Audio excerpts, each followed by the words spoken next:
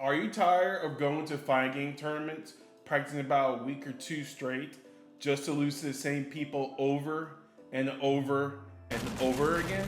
Well, that's why I made this video. Hello there, my name is Airboysteel. I used to play Smash Bailey from 2014 all the way to early 2020, and I learned a lot. I may not be a well-known player within the Smash community, but with these tips I'm about to share with you, maybe one day you will. Also, this video is not just for Smash players. This goes for anyone that likes to play Street Fighter, Tekken, Mortal Kombat, or any other fighting games within the fighting game community. You can use these tips whenever. I'm just going to use Smash references because that's what I played competitively. And with that, let's get started. Today, I'll be sharing 3 main tips to help you with your fighting game career, plus some honorable mentions. And my first tip I will share with you guys is to bring a notebook. Having your own personal notebook is great to help jot down some notes on specific matchup you have trouble with. Like if this character has a good neutral, what's the biggest weakness of this character? What does this character do in advantage state? What should I avoid? Or what's the optimal combo for this character if they DI in, DI away, so on and so forth. It's also great to jot down some notes on specific players you have trouble with. Like say if you know it's a bad habit of this player and they like to roll from edge a lot, or like to attack out of shield, like to grab out of shield, you could jot down your notes just to have a good reminder of what to do when that situation comes up. Keeping notes of your tournament demon's bad habits can lead you one step closer to a crazy pop-off. Now, for some ever reason, if you don't have access to a notebook, another great source to use is actually Discord.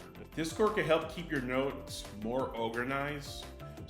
So if you need to go to a specific thing like player matchup, you can just go to that and see where you wrote down. Same thing with character matchups. You can just have your own personal server of notes, and I think that's great.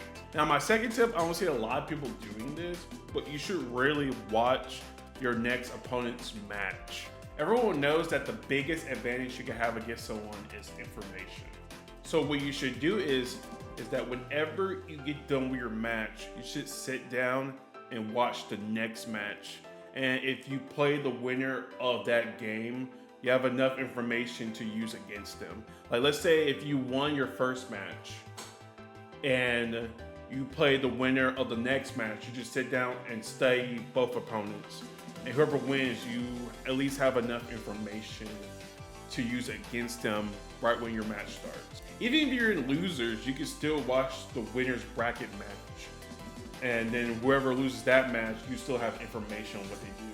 Like if you notice they have a bad roll habit, you can start to export that.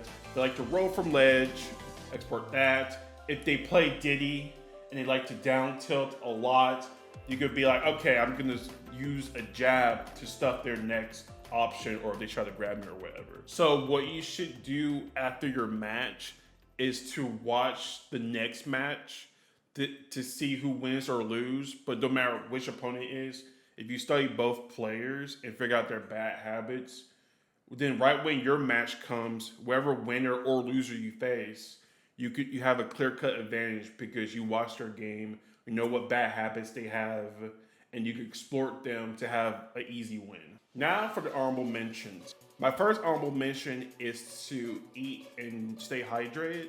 This is important because the less energy you have, the more tired you feel, and the more tired you feel, the most likely you start to miss input and make bad decisions during your games. So it's always good just to eat something small, not too heavy, and to stay hydrated, to help freshen the mind, because it can be taxing during tournaments. Like, especially if you win a lot too, like the more you notice you stay in bracket, the more energy you use up, especially if you got done with like a very intense game. So it's always good to keep water on you and maybe like go to like the nearest snack bar and just eat something like small to help keep your energy up. The next honorable mention I have is button warmers. If you feel nervous before a game or you want to test out your controllers just to see all your buttons are good, then you should start asking for button warmers to help shake some of the nerves and to check your controller, just in case. And my final tip I would share with you guys is that pressure makes diamonds. Pressure makes diamonds! How many times do you practice like within like weeks or even like months before you go to the tournament? And the moment the tournament starts, you get tournament jitters, or you just get super nervous to the point where you can't do any inputs. The combo, you get hit 9 out of 10 times from friendlies, and all of a sudden, you can't even let your character walk.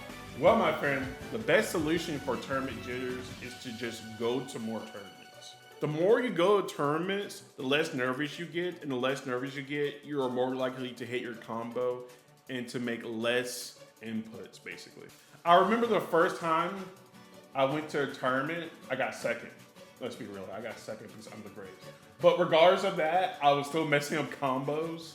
The only thing I had down was I was new, so no one knew how I fought. But I wasn't really doing any like combos. I was just doing like smash attacks. I was spamming the C stick a lot. So I had really bad tournament nerves looking back at it. But even then, I kept on going to more tournaments, especially during Smash 4. And I started to see myself getting better and better, having less nerves, starting to hit my combos.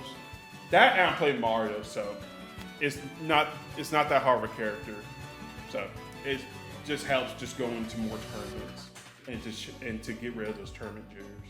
I will say the shortcut to this method is to do more money matches. Money matches create that same feel like it is in tournament. They're very similar, where people play nervous because there's money on the line, and people tend to play the same way they do in money matches as they do in tournament. So money matches can also help with that. But for whatever reason you can't do money matches or go to that many tournaments, I guess your best option is ranked play. Especially if you're into Street Fighter or Tekken and all that. People tend to play almost similar to it, especially if it's like a promotion match. Like if you're in the promotion match, you tend to play a lot more safer because you really want that rank up you've been waiting for like for the past like half a year. So you don't want to blow it, so you tend to play more safe. So rank play creates that similar feel to it. I guess if there's no other option, I guess your best shot is rank play. But with that, guys, those are the 3 tips. I promise you, with those tips, you will see great improvement, and maybe you can finally beat your tournament demons. Comment down below if you have any tips for someone that's getting into the fighting game community.